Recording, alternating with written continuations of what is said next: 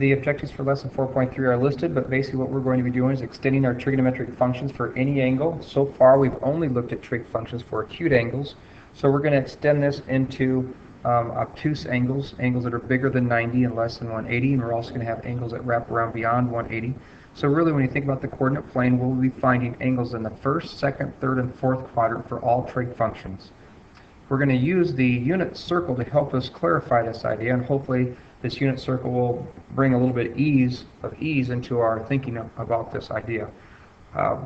In this video, what I want to do is kind of introduce you to this concept, and we've done this before, but I want to illustrate this again.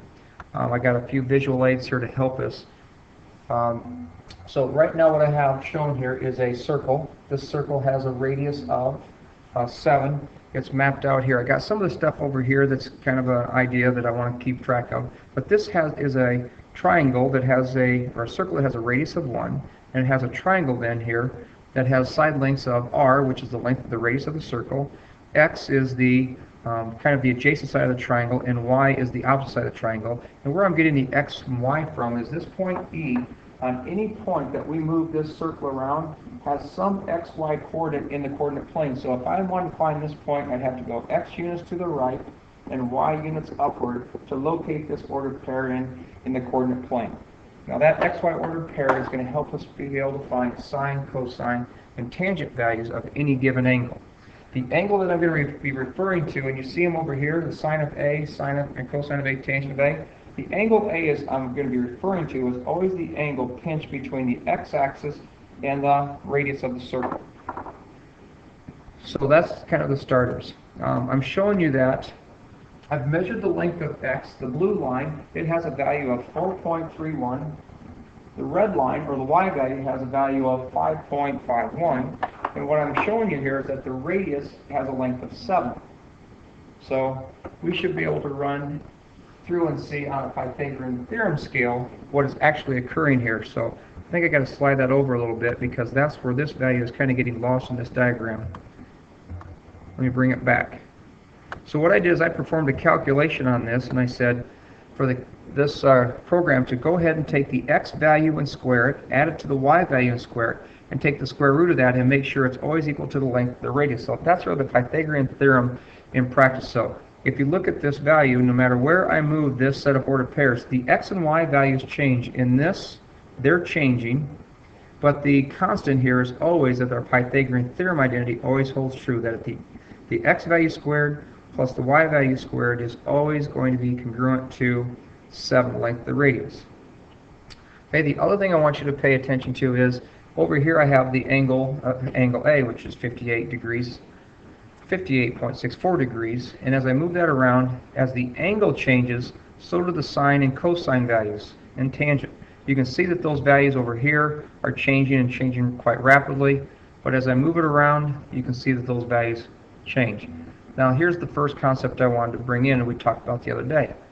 If I leave the angle the same, I'll try to make it as nice an angle as possible. Let's make it as close to a 60 as I can get. Not too far off here now. Okay, that's close enough to what we have to do. So basically I have a 60-degree angle.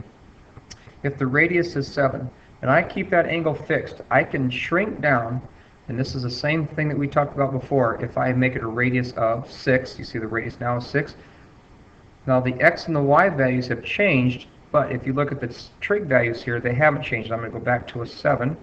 All those numbers will change to reflect the radius of 8, the radius of 7, the radius of 6, 5, 4. But what is not changing are any of these trig values. Now that's because all these triangles are similar.